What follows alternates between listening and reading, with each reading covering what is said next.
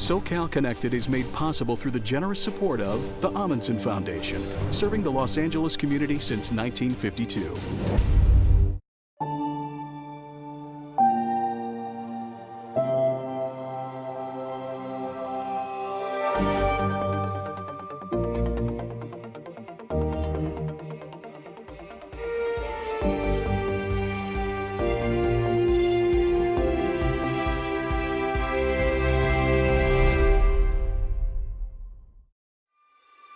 On tonight's SoCal Connected, what's the price of freedom from Men's Central Jail?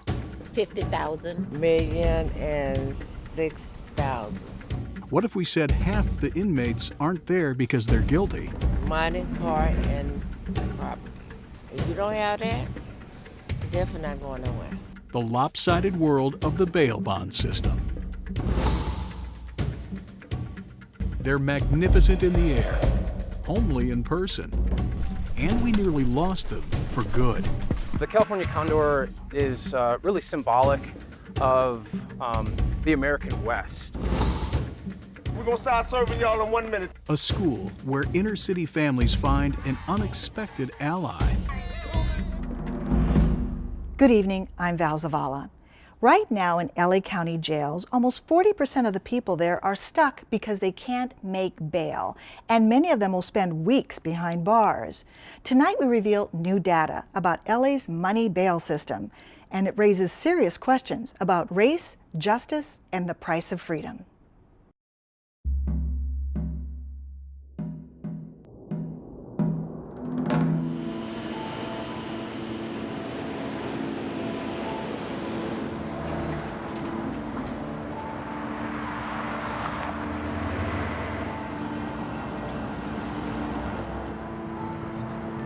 It's early morning. LA is just waking up. But already they're waiting.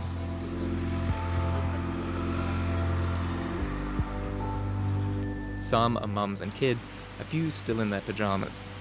They're here for visiting hours at Men's Central Jail in downtown Los Angeles.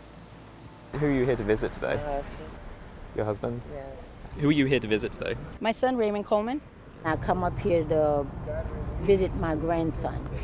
Many of those behind these walls are not serving time for a crime. More than a quarter of the roughly 17,000 prisoners in Los Angeles County jails are stuck there because they don't have the money to bail out, and often neither do their families. Bail can range from $25 to more than $1 million, depending on the crime. Do you know how much they're asking to bail him out? 50,000. 50,000. Mm-hmm. It was $1,006,000. 1,006,000 Yes. for robbery. Yes. And was that something, did you look at getting bail for him? It's too much to get out. I mean, who had that kind of money? We actually did try bailing him out one time, but they wanted like 50,000. They still wanted 10,000. It's just the amount they want is ridiculous. I mean, we could barely afford to even get by. Money, car, and property. If you don't have that, you're definitely not going nowhere. Critics say the system punishes people who are poor, black, and brown, and benefits those with money. When it comes to bail, they say, the severity of the crime has nothing to do with being set free. It's about how much cash you have. That this system exacerbates racial inequities that are often found in the criminal justice system.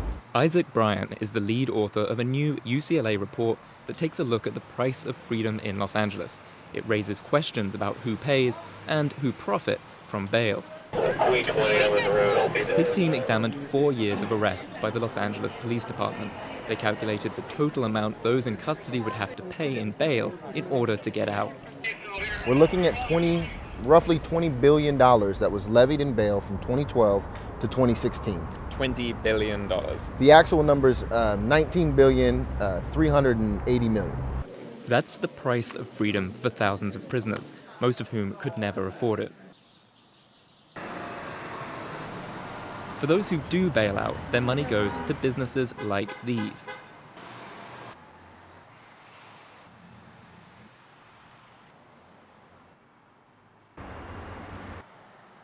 According to the industry's trade group, there are over 3,100 bail agents in California, 10% of them in LA County alone, many operating 24/7. Over 4 years, Brian estimates that people in LAPD custody paid almost $200 million to bail bond agents. It's not unsurprising that we're standing here in a parking lot with 8 or 9 bail bonds agents open for business. This is a very lucrative business. There's a cash extraction that's happening from our most economically aggrieved communities, and it's not going into public funds. It's being transferred from communities that don't have it to these private bonds agents. Agents like this man. Clay Potter's business is one of several in a strip mall across from Men's Central Jail. He's one of the originals here, taking over the business from his dad, who started it in the 1960s. What does a bail bond agent do? What's your job involved? Pretty much what we do is we loan people money to bail out of jail. Potter and other bail bond agents make their money by charging a fee, usually 10% of the bail. And that's money the client never gets back, even if they win their case or the charges are dropped. This is an actual bail bond. It's in the amount of $250,000. And then it's a promise, you can hand it into the jail, and it's a promise to pay whatever the amount is, the full amount, if the person doesn't show up to court. Exactly, yes. Making money from bailing people out is an almost uniquely American business. The only other country that allows commercial bond agents is the Philippines. Potter gets dozens of calls from jail every day. He sees his job as providing a service, helping people get out who otherwise wouldn't have the money. And he says it works. People show up to court when they're supposed to. Do you ever get calls from people where you want to bail them out, but you just can't? Yes, I do. Female inmates will call you and say that, they have to get out because they have kids to take care of and big responsibilities, and so you may feel sorry for them, and where are the kids? Do you think it's a fair system, the system of bail that we have in the US? Well, I think the system's pretty fair. But ask almost anyone in this portion of South LA, and they'll say it's anything but fair. Half the children live in poverty. 1 out of 3 residents is unemployed. Yet UCLA found residents here in zip code 90044 got hit with the highest amount of bail.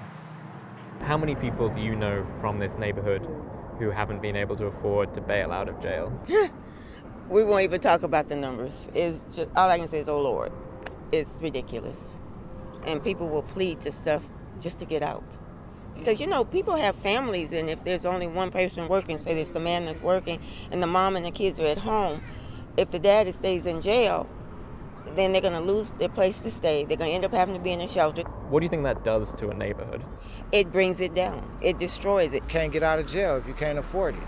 So that's a lot of fact. People go to jail for no reason, and then they're stuck because they can't bail out of jail. Then they got to leave their kids, their family, behind, and they got to deal with that terrible place. And research shows if you don't get out on bail, you're more likely to get a longer sentence. So if you don't bail out from the jail or from the detention center, then eventually you'll end up in a courtroom like this one. This is in the airport courthouse just outside LAX. Each day, defendants come to this courtroom, bust in from the jail. This is a chance for them to ask the judge, Keith Schwartz, for a lower bail amount, or to let them out just on the promise to return to court when they're supposed to. Bail set in the amount of $70,000. Bail set at $200,000. Bail requested by the people is $435,000. Ellie Schneer is a veteran public defender. She works in Judge Schwartz's courtroom. Tell me about what you see in this courtroom about the impact bail has on your clients. I can't tell you how many of my clients start off with an apartment or a home, and by the time the criminal justice system is done with them, they're homeless. And there's no way, Section 8 cuts you off. SSI cuts you off. Good afternoon, court will call a case Woodrow Surratt, SA 0968851. Hello, sir. President Court with counsel, Missionary PD's office, people present. This is Schneer's last case of the day. It involves a felony burglary. And plea of not guilty and a denial of any special allegations. In this case, the defendant was arrested a couple of days earlier. The defendant is alleged to have burglarized several vehicles and residences in 8 different buildings in West Los Angeles. I think that the bail that the people are requesting in this matter, which is $435,000, is excessive based on the limited evidence that they have in the case. His mom is here in the courtroom too. She says he wants to get home to his kids. Well, he's not able to be with his children He has children, a son, a daughter, so he's not being able to be a father. That's a huge effect, first of all. When a person is incarcerated and they can't get out, they're not the only ones incarcerated.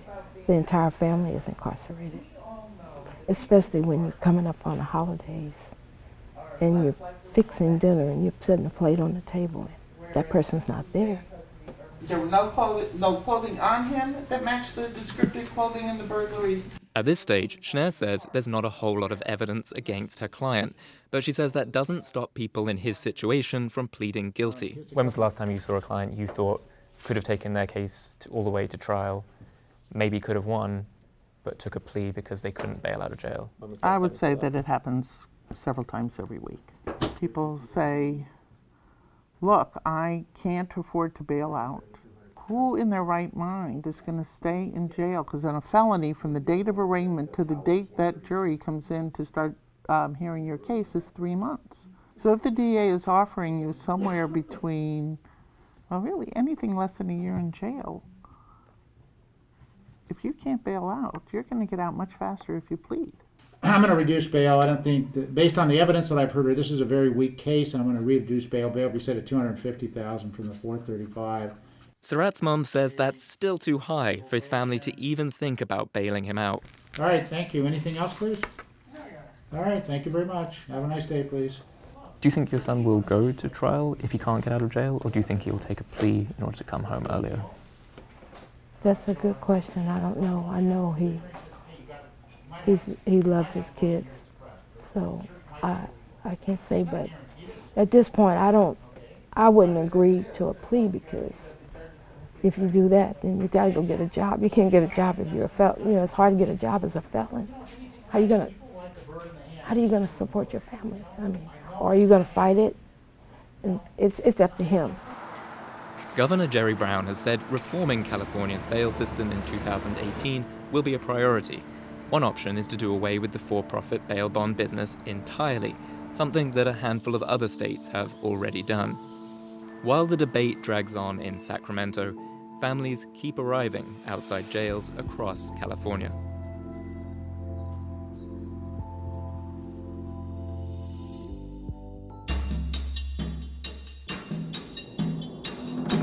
The California condor is a magnificent bird, one of the largest in the world. It was teetering on the brink of extinction, but now it's coming back. And we got rare access to these birds and some of the people who are helping them.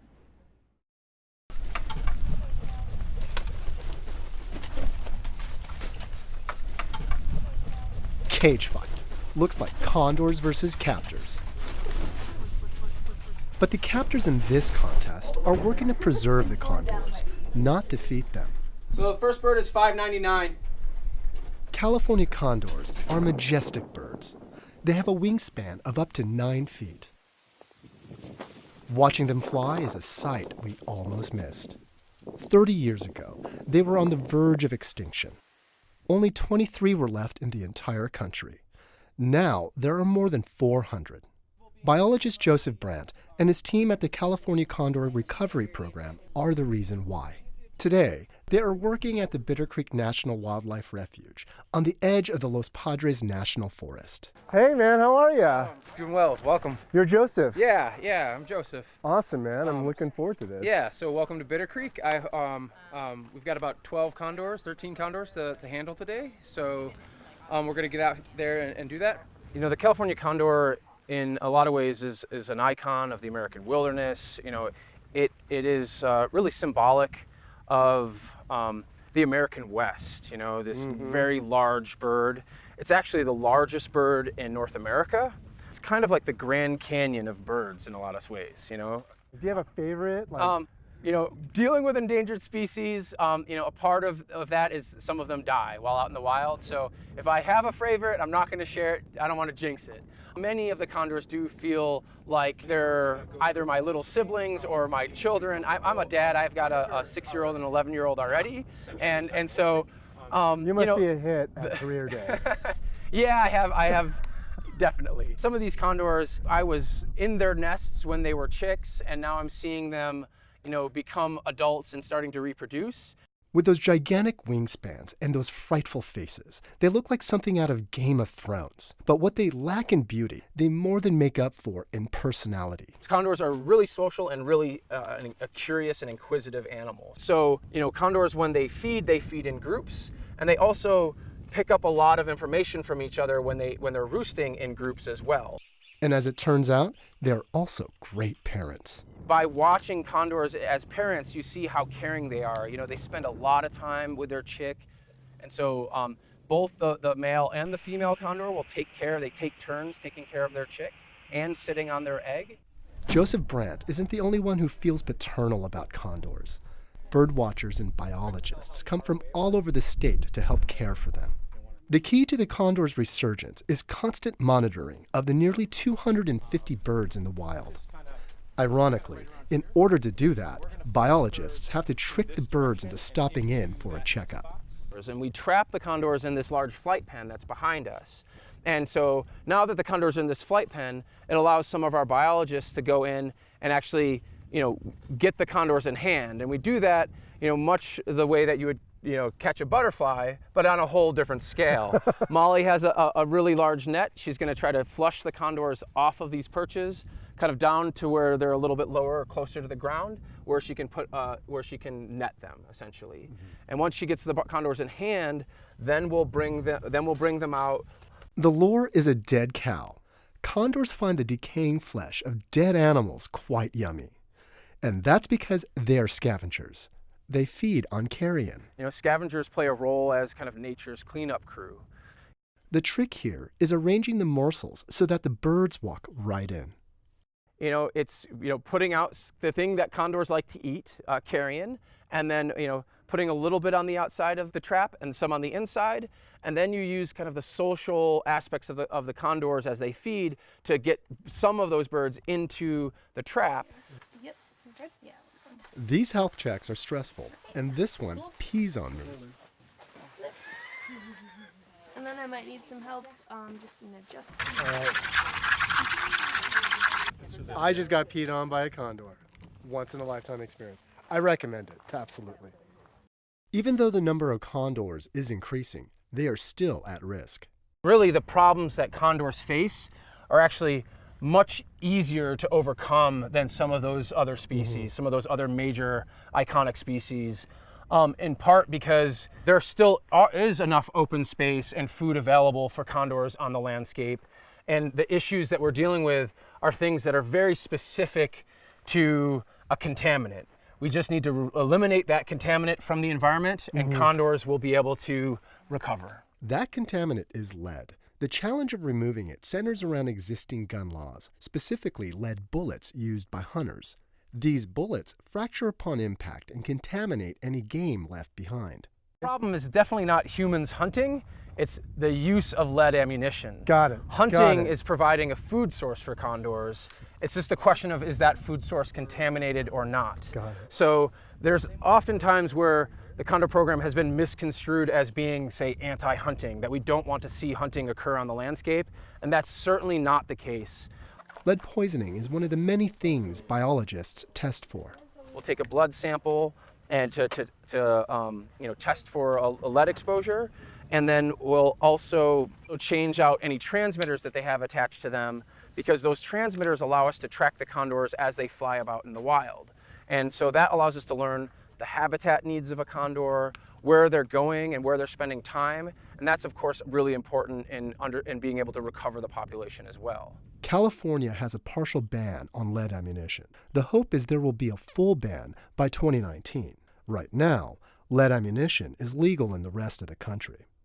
Desi Bennett is part of a new generation of bird enthusiasts working to keep condors thriving. Just being able to see these condors up close and appreciate their magnificent size and beauty it's really special. They're one of my favorite birds. What do you hope to see happen for the condor? I just hope that lead becomes less and less of an issue with the ban, and the condors just continue to grow, and pretty soon they won't really need humans to intervene with them to keep their population steady. I think that there's a light at the end of the tunnel. Over the last decade, say that since I've been a part of the Condor program, there is this real, this recognition that we can save the species, and this is what we need to do. But I think in the end, we have a lot of hope for condors to be, self-sustaining in the future.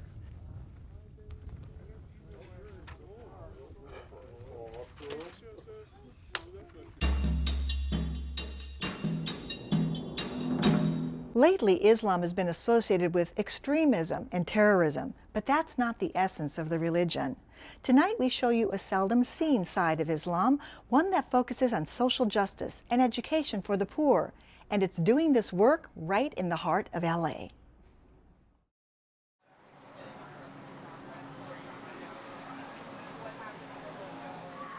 From the rooftop, you can see the high-rises of LA's booming downtown. But across the street, there's only check cashing and liquor stores, and too often, police sirens. You have poverty right here. You have a lot of drugs. If you go up and down this street, you'll see a lot of our young black men who are on crack cocaine and some of the other drugs that have plagued this community. This is Slauson Avenue, in the heart of South LA. This is where one man decided to start a school. His name's Jihad Safir, and he's a devout Muslim. But why a school? I worked in a prison as a chaplain, and I said, I don't want to do this work anymore. I want to make it so they don't come into environments such as the prison. And so I wanted to get out here and disrupt this school-to-prison pipeline. I wanted to disrupt the pipeline, so we founded the school. So these are the 8 C's. The name of the school is Islah LA Academy. It has about 65 students, almost all Muslim. Perfect. From kindergarten, my grandfather only had one pair of shoes, through 8th grade. You gotta motivate them, motivate them. From a young age, the students learn prayers in Arabic. They're basically giving praise to God, being grateful and thankful for what God has given them. I love to serve thee, grateful I will always be. Just like any religious community, essentially we want the world better. That's what we have in common. Jihad has learned that a school is a hub, a connection to the wider community. We found out that the families were in need. It's not just the child. So you capture the entire family, you're able to feed the entire family, you're able to possibly, what we want to do is branch out and do more things for the parents. We give thanks to God all the time, don't we? On Saturday, the school's parking lot becomes a food giveaway center. God bless you. Allah bless you. And when a marijuana store tried to open up nearby, Jihad helped organize opposition. When they saw us congregating and gathering and speaking out against what they were doing, they literally packed up and left. Jihad found that Islam's reputation for improving inner-city communities was well known. As one lady comes up to us when we first moved here, she said, the Muslims are here. We're so happy the Muslims are here. Reason being is that the tradition of being Muslim in the inner city meant something totally different than what is being promoted as far as in the mainstream media. This is a restorative justice circle. Yeah, so this is where we solve problems. We do a lot of problem solving. In a neighborhood where conflict often turns violent, students here learn to air their grievances in discussion groups. Yesterday in Arabic class, when I was doing my test and you guys were reciting loudly, I asked if you guys could be quiet, and then I got in trouble. In the community, being Muslim meant that you were a peacemaker. Being Muslim meant that you mediated conflicts between individuals. We're trying to change the culture that we have to in our communities in order to make our communities better. When we see an injustice happening, we have to make sure that we deal with that injustice. On Friday afternoons, Jihad delivers a sermon in a makeshift mosque. The theme today, avoiding extremism. Oh, people of the book, the people of scripture who came before, commit no excesses in your religion. Don't fall into extremes. This wasn't just a message for the Muslims, but it was a message for the communities that came before. Don't become extreme. How do you deal with Islamophobia? Do you hesitate to let some people know that you are Muslim? No. So, for example, if I go to a place, some places you go to, like Starbucks, they call your name out for the order. My name is Jihad.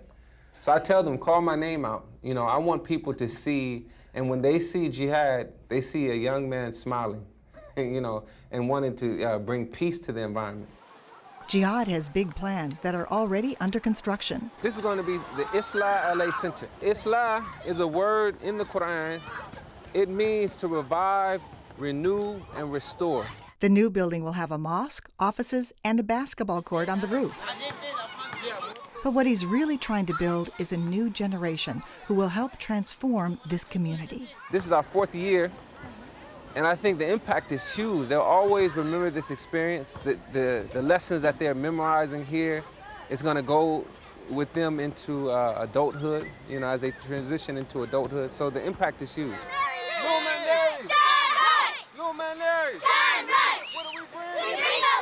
We're trying to produce individuals who are leaders, who are healthy. As one wise individual, you say you can become religious, and either you can become a fool or a genius.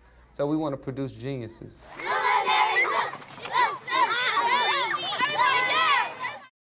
And that's our program for tonight. Don't forget you can see all our stories on KCET's Facebook page or on our website at SoCalConnected.org.